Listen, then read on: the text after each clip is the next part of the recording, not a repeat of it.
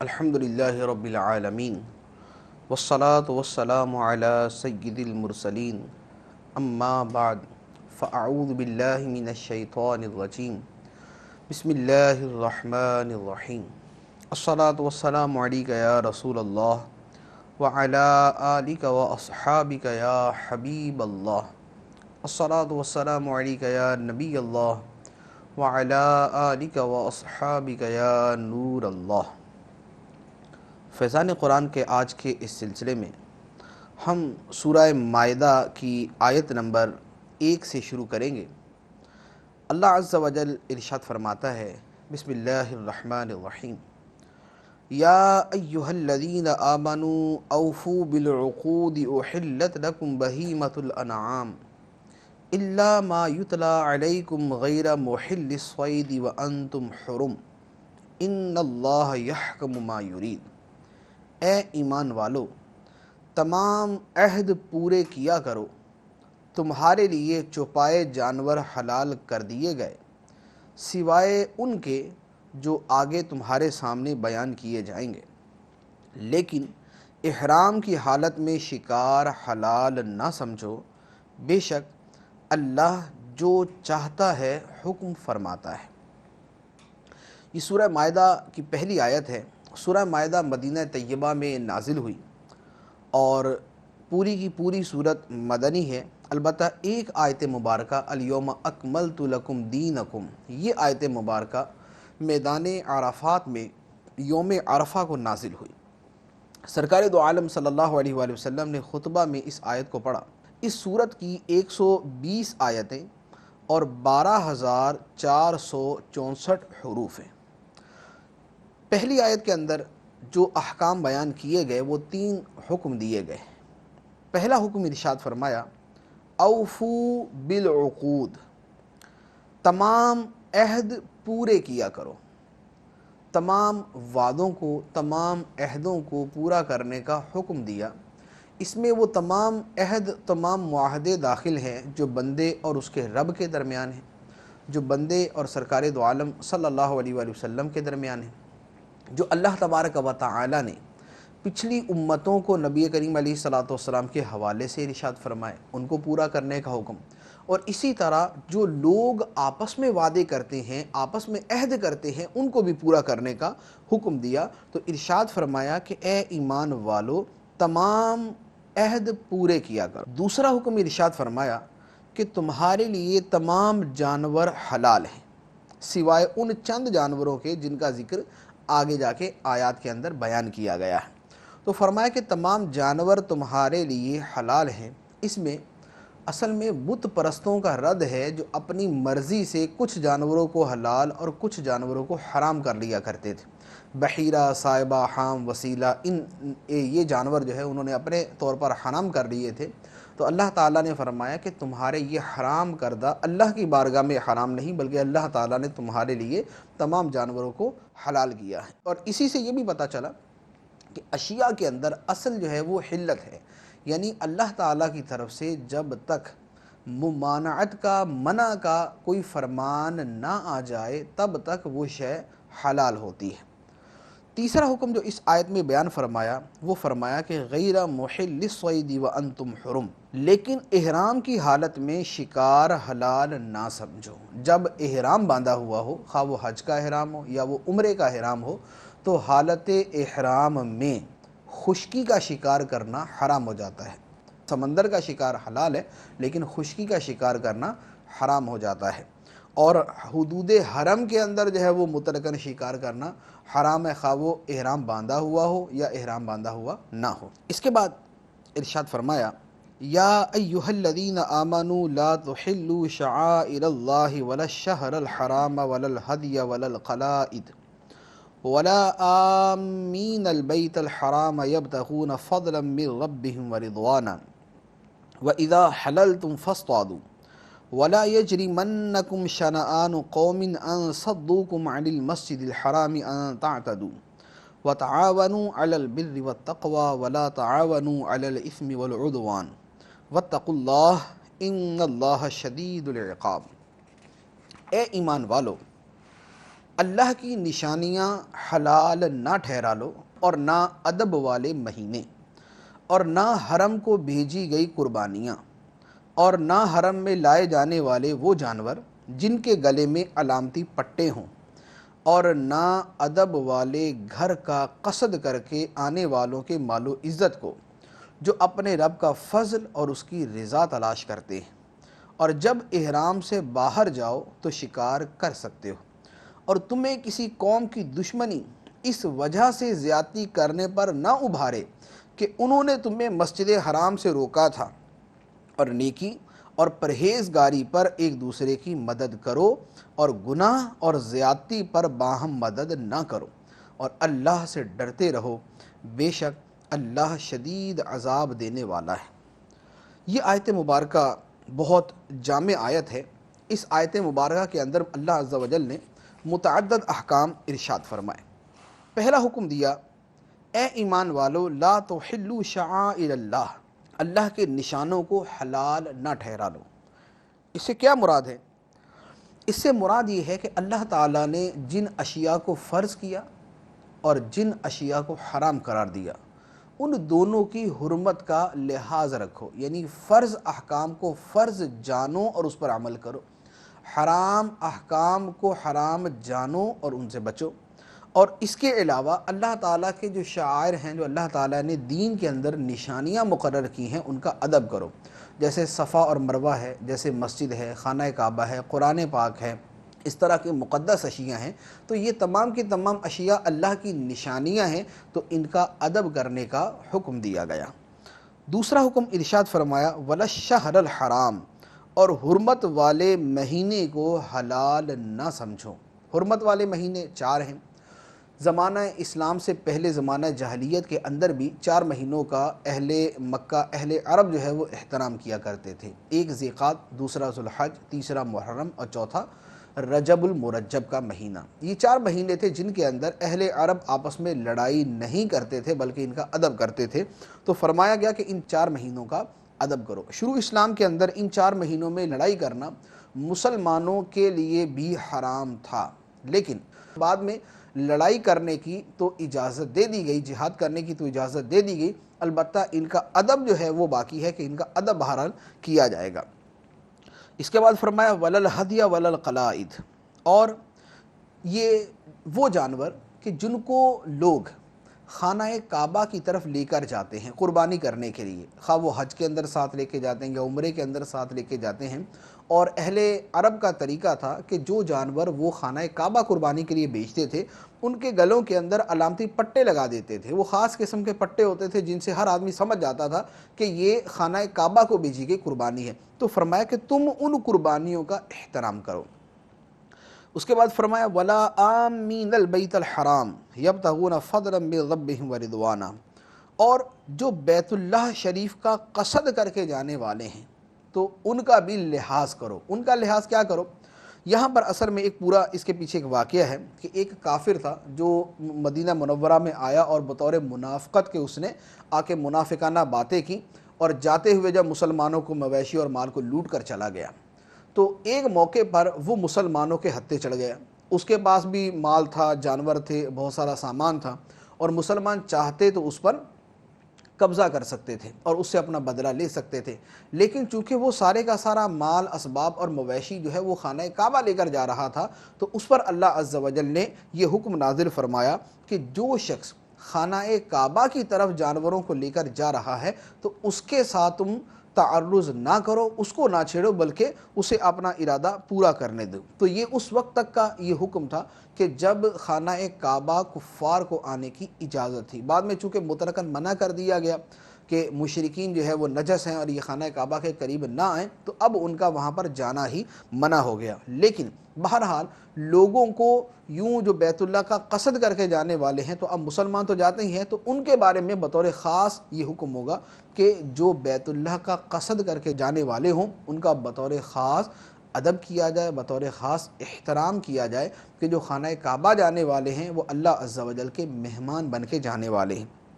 اسی لیے حجاج کرام اور عمرہ کرنے والے یہ اللہ تعالیٰ کے مہمان ہوتے ہیں، اور جو مہمان کے آداب ہیں اور جو مہمان کی عظمت ہوتی ہے دین اسلام کے اندر حاجیوں اور زائرین اور عمرہ کرنے والوں کے وہی آداب اور وہی احترام اور فضیلت بیان کی گئی ہے۔ اس کے بعد ارشاد فرمایا وَإِذَا حَلَلْتُمْ فَاصْطَادُوا، اور جب تم احرام سے باہر آ جاؤ تو شکار کرو، یعنی احرام جب کھل جائے، احرام کا جب وقت آ جاتا ہے کھولنے کا، عمرہ ہے تو عمرہ مکمل ہو گیا، حج ہے تو حج کے وہاں تک پہنچ گئے جہاں جا کے احرام کھولنا ہے، تو اس کے بعد شکار کرنا حلال ہو جاتا ہے۔ اب مزید ارشاد فرمایا کہ کسی قوم کی دشمنی تمہیں اس بات پر نہ ابھارے کہ تم زیادتی کرو، یعنی انہوں نے تم پر زیادتی کی، دشمنوں نے تم پر زیادتی کی، تو اب اگر تمہارا بس چلے اور تمہارا قابو چلے تو یہ نہ کرو کہ تم ان سے انتقام لینے کے لیے ان پر زیادتی کرو۔ یہ دین اسلام کی وہ نفیس تعلیم ہے، یہ وہ خوبصورت چہرہ ہے دین اسلام کا، کہ وہ دشمن کہ جو تنگ کرے، جو ایذا پہنچائے، جو ایک وقت تک مسلسل پریشان کرتا رہے، اگر وہ بھی قابو میں آ جائے تو فرمایا کہ تم اس پر حد سے زیادتی نہ کرو، بلکہ جتنا اس نے تمہارے ساتھ سلوک کیا ہے تم اتنا اس کے ساتھ کر سکتے ہو، اس سے زیادہ نہیں۔ اور یہاں جو بتایا جا رہا ہے یہ تو بطور خاص اہل مکہ کے حوالے سے ہے کہ انہوں نے تم پر زیادتی کی، تمہیں مسجد حرام سے روکا، تمہیں مسجد حرام سے نکالا، تمہیں مکہ مکرمہ سے نکالا، لیکن اس کے باوجود ان کی دشمنی تمہیں اس بات پر نہ ابھارے کہ تم ان کے ساتھ زیادتی کرو۔ اور آخر کے اندر ایک نہایت ہی نفیس حکم بیان فرمایا، ارشاد فرمایا وَتَعَاوَنُوا عَلَى الْبِرِّ وَالتَّقْوَى وَلَا تَعَاوَنُوا عَلَى الْإِثْمِ وَالْعُدْوَانِ،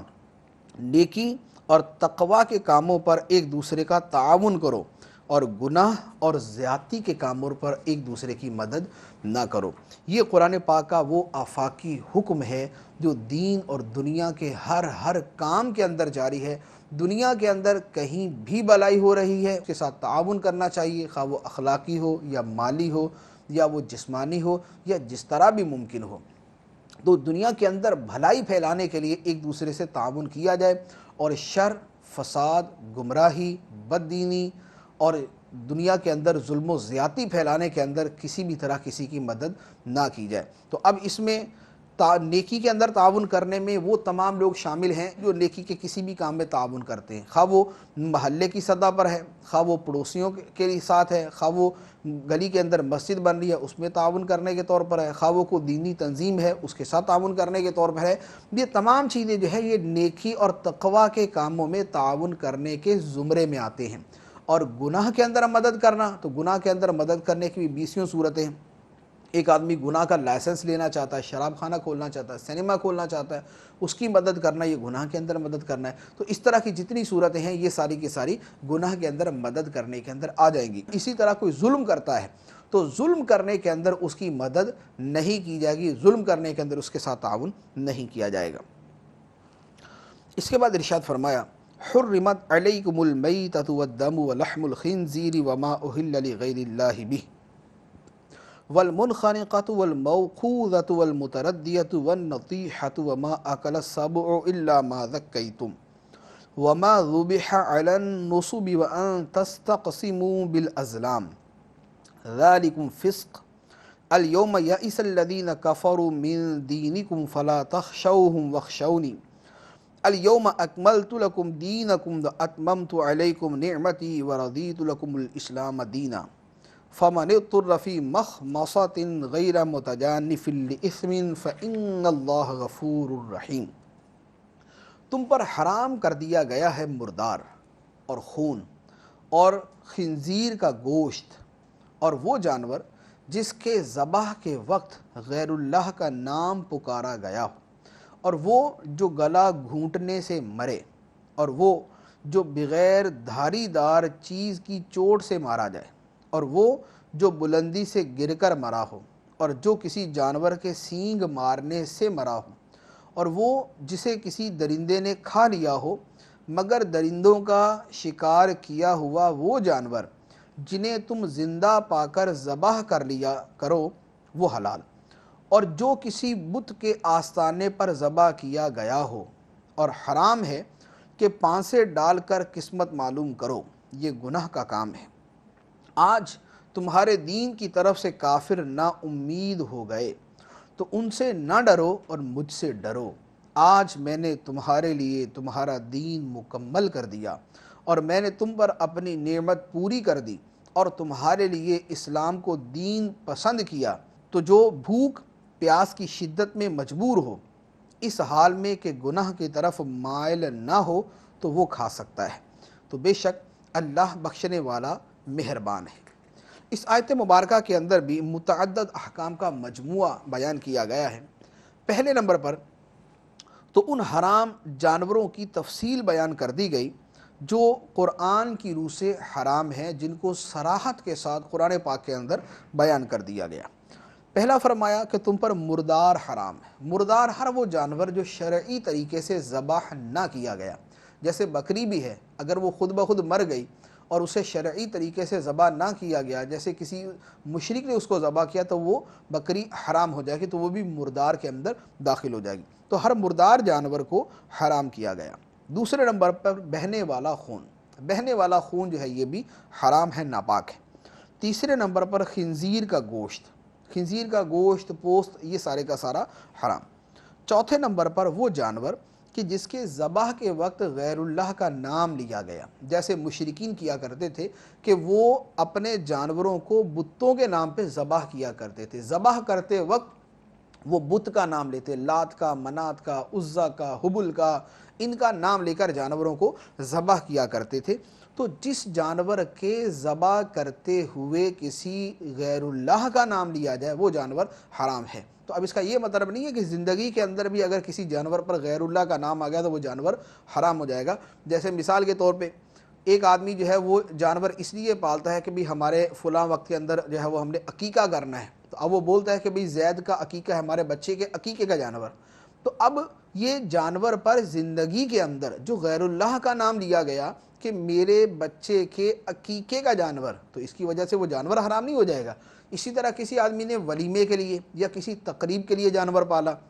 اب وہ کہتے ہیں کہ یہ میرے فلاں عزیز کے ولیمے کا جانور ہے، تو غیر اللہ کا نام آ گیا، تو یہ جانور حرام نہیں ہو گیا، کیونکہ یہ نام جو ہے یہ زندگی کے اندر آیا، ذبح کے وقت نہیں۔ اگر ذبح کے وقت یہ ہوتا کہ غیر اللہ کا نام لیا جائے تو وہ جانور حرام ہو جاتا ہے۔ اب اسی کے اوپر جو اولیاء کرام کے نام پر جانور پالے جاتے ہیں کہ کسی آدمی نے جانور اس لیے پالا کہ جب 11ویں شریف آئے گی یا جب فلاں ولی کا عرس آئے گا تو میں اس کے اوپر ذبح کروں گا۔ اب جب ذبح کا وقت آیا تو اسے اللہ کے نام پہ ذبح کر دیا، تو اب اس جانور کی زندگی میں غیر اللہ کا نام اس پر آیا، لیکن چونکہ ذبح اللہ کے نام پر کیا گیا لہذا وہ جانور حلال ہے۔ اس جانور کو حرام کہنا یہ اللہ عز و جل پر افتراء ہے اور یہ شریعت کے اور اسلام کے خلاف ہے۔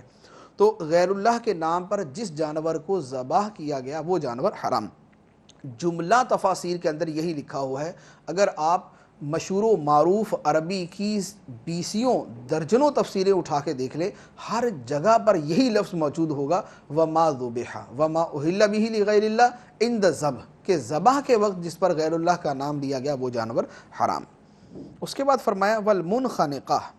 اور جو گلا گھونٹنے سے جانور مر گیا، گلا گھونٹ کر جس کو مارا گیا یا خود اس کا گلا گھٹ گیا تو وہ جانور حرام۔ والموقوذہ،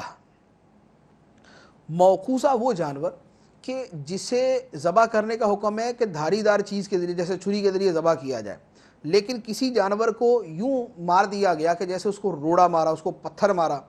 اب وہ روڑا یا پتھر یا کوئی موٹی لکڑی ماری اس کو، اس کی ضرب اتنے زور سے لگی کہ وہ جانور مر گیا، اس کی چوٹ سے مرا، تو یہ جانور یہ ہے موقوذہ، اور یہ جانور بھی حرام ہے، یہ حلال نہیں ہے۔ اس کے بعد فرمایا والمتردیہ،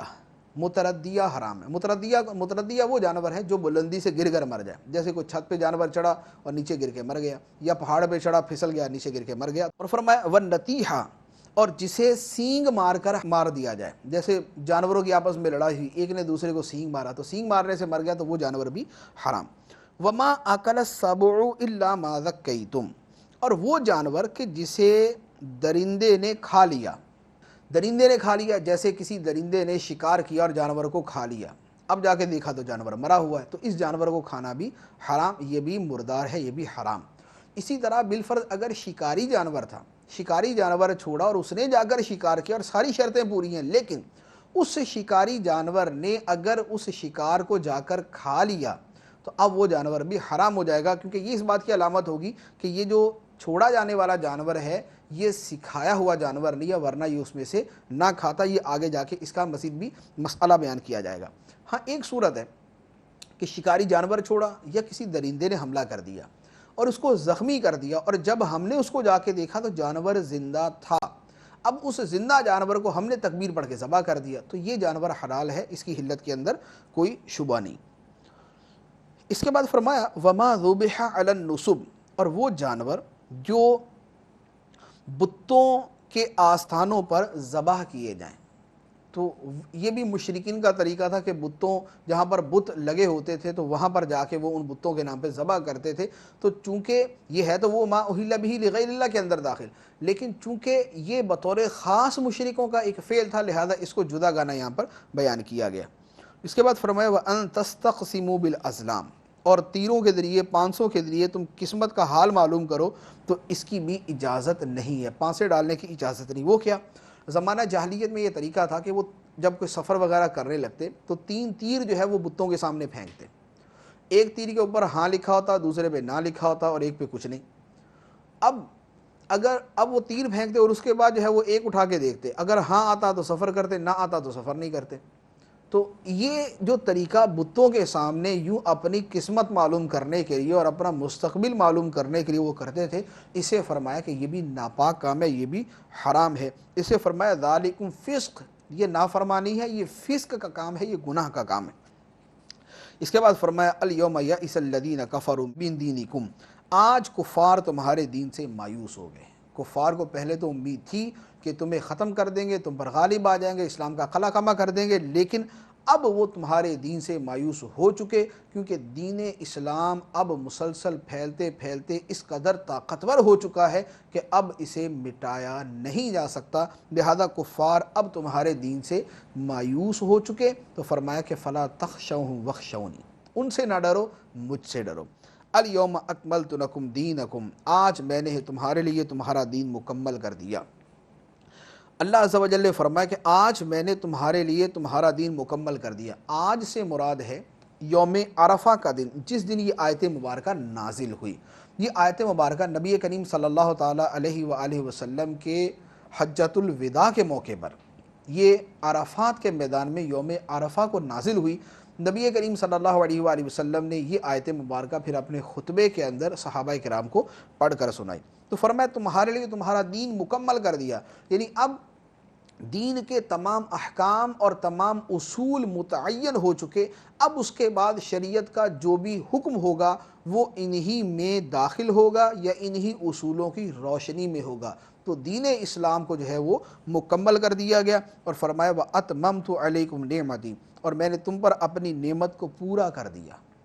نعمت کو پورا کر دیا، نعمت سے مراد یہاں پر فتح مکہ ہے، تو فرمایا کہ فتح مکہ تمہیں عطا فرما کر میں نے اپنی نعمت تم پر پوری کر دی۔ وَرَضِيتُ لَكُمُ الْإِسْلَامَ دِينًا، اور میں نے تمہارے لیے اسلام کو دین کے طور پہ پسند کر لیا۔ اب صرف دین اسلام اللہ کی بارگاہ میں مقبول ہے جو نبی کریم صلی اللہ علیہ وآلہ وسلم لے کر آئے۔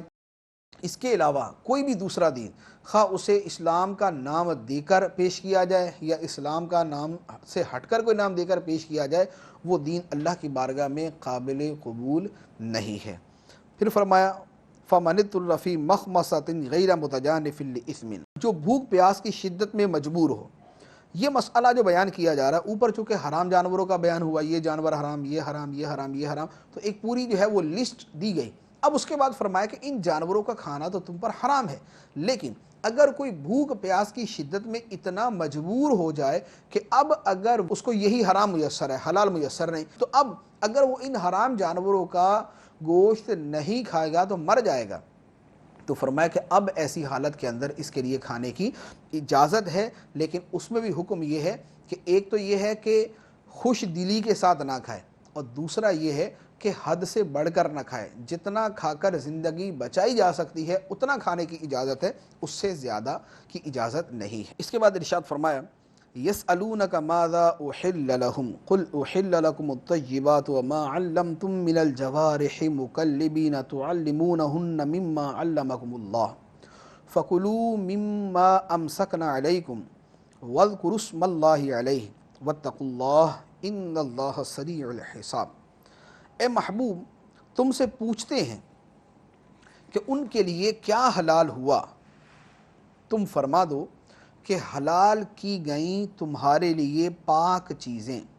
और उन शिकारी जानवरों का शिकार जिन्हें तुम शिकार पर दौड़ाते हुए शिकार करना सिखाते हो। तुम उन्हें वो सिखाते हो जिसकी अल्लाह ने तुम्हें तालीम दी है, तो उसमें से खाओ जो वो शिकार करके तुम्हारे लिए रोक दें, और शिकारी जानवर छोड़ते वक्त उस पर अल्लाह का नाम लो और अल्लाह से डरते रहो, बेशक अल्लाह बहुत जल्द हिसाब लेने वाला है। इस आयत मुबारका का शान नुज़ूल इस तरह है कि हज़रत अदी बिन हातिम और हज़रत ज़ैद बिन मुहल्हल रज़ियल्लाहु ताला अन्हुमा, इन दोनों साहिबों ने सरकार दो आलम सल्लल्लाहु अलैहि वसल्लम की बारगाह में अर्ज़ किया, या रसूल अल्लाह सल्लल्लाहु अलैहि वसल्लम, हम लोग कुत्ते और बाज़ के ज़रिए शिकार करते हैं, तो क्या हमारे लिए हलाल है? इस पर यह आयत मुबारका नाजिल हुई और बता दिया गया कि तुम्हारे लिए कौन कौन से जानवर शिकार के तौर पे हलाल। अब फरमाया कि ए हबीब, आपसे पूछते हैं कि इनके लिए क्या हलाल है, तो तुम फरमा दो कि इनके लिए पाकीज़ा चीज़ें हलाल हैं। पाकीज़ा चीज़ें वो हैं कि जिसकी हुर्मत पर कोई दलील शरई ना हो, वो पाकीज़ा चीज़ है। और एक कौल ये है कि जिसे सलीमुल फ़ितरत तबीयतें कबूल करे वो तैयब, और जिसे सलीमुल फ़ितरत तबीयत नफ़रत जिससे करे वो ख़बीस। तो फरमाया कि पाकीज़ा चीज़ें तुम्हारे लिए हलाल हैं, और दूसरे वो जानवर तुम्हारे लिए हलाल हैं जो तुम्हारे सिखाए हुए शिकारी जानवरों के शिकार करने से हो। यदि तुमने जानवरों को सुधाया, उनको शिकार करना सिखाया, और अब तुमने उन्हें अल्लाह का नाम लेकर शिकार पर छोड़ा, तो अब इस सूरत में जो जानवर वो पकड़ ले, शिकार करें, वो तुम्हारे लिए हलाल है। लेकिन इसमें भी वही शर्त है कि उसमें वो जानवर उसमें से खाए नहीं। अगर वो जानवर उसमें से खाएगा तो इस बात की अलामत है कि ये सही तरह सिखाया हुआ नहीं। तो शिकार के बहुत सारे मसाइल हैं, सिर्फ इजमाली तौर पे जो है वो चंद एक चीज़ें अर्ज़ करता हूँ। हुक्म शरई ये है कि शिकारी जानवरों से किया हुआ शिकार भी हलाल है, खा वो शिकारी जानवर दरिंदों में से हों, जैसे कुत्ते और चीते का शिकार, या शिकारी जानवरों का ताल्लुक़ परिंदों से हो, जैसे शिकरे, बाज, शाहीन वगैरह के शिकार। जब इस तरह सुधाकर उनकी तरबियत कर दी जाए कि वो जो शिकार करें उसमें से ना खाएं, और जब शिकारी उनको छोड़े तब शिकार पर जाएं, और जब उन्हें बुलाया जाए तो वापस आ जाएं, ऐसे शिकारी जानवरों को सिखाया हुआ कहते हैं, और इनका किया हुआ शिकार हलाल। फिर उसमें भी आगे शर्त है कि वो शिकारी जानवर मुसलमान का हो, उसे तकबीर पढ़कर उसे छोड़ा गया हो, और भी इसकी मज़ीद शर्तें हैं जो बहार शरीयत के 17वें हिस्से के अंदर मौजूद हैं। इसके बाद इरशाद फरमाया, अल-यौम उहिल्ल लकुमुत तय्यिबात व तआमुल लज़ीना ऊतुल किताब हिल्लुल लकुम व तआमुकुम हिल्लुल लहुम वल मुहसनातु मिनल मुमिनात वल मुहसनातु मिनल लज़ीना ऊतुल किताब मिन क़ब्लिकुम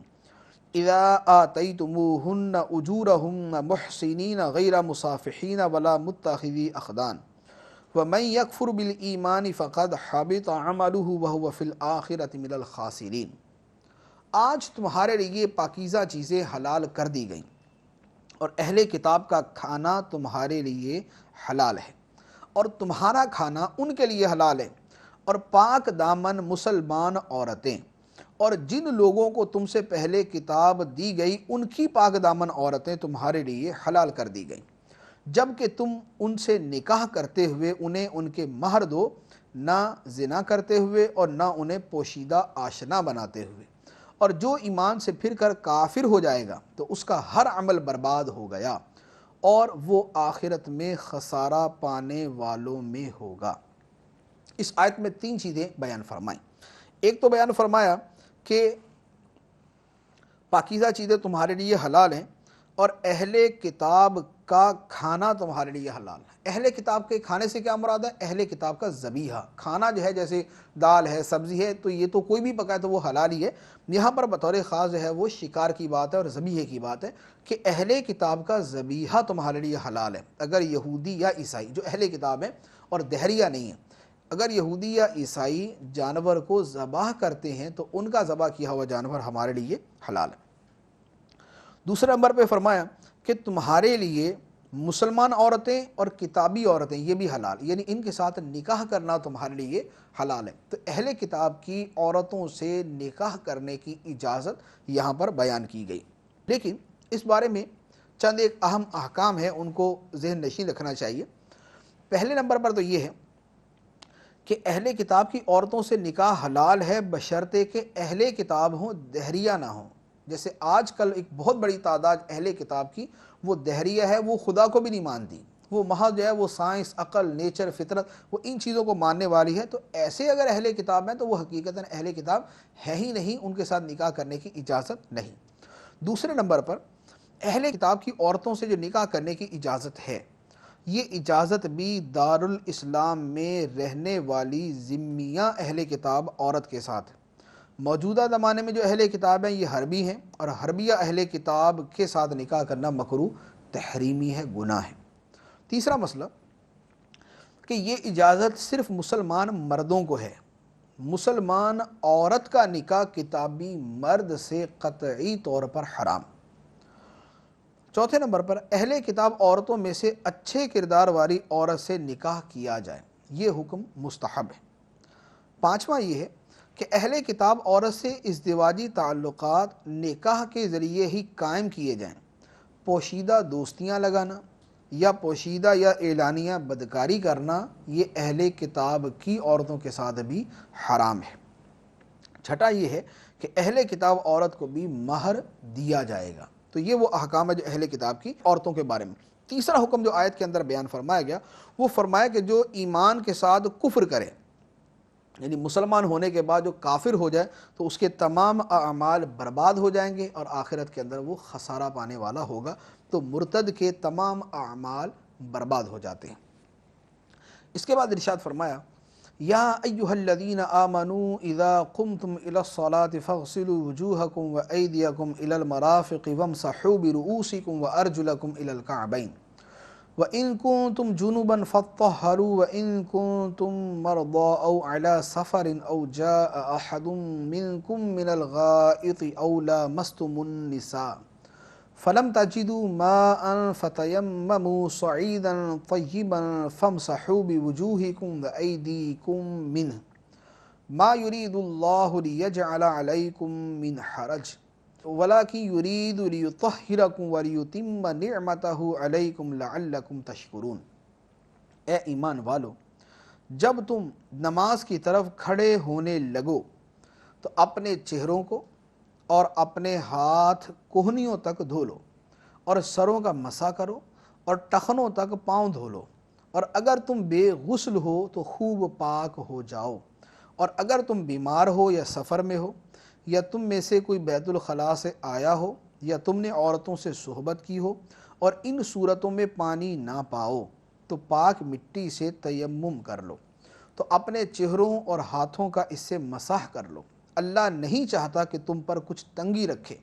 لیکن وہ یہ چاہتا ہے کہ تمہیں خوب پاک کر دے اور اپنی نعمت تم پر پوری کر دے تاکہ تم شکر ادا کرو۔ اس آیت مبارکہ میں وضو، غسل اور تیمم کے احکام بیان کیے گئے۔ ارشاد فرمایا کہ جب تم نماز کی طرف کھڑے ہونا چاہو تو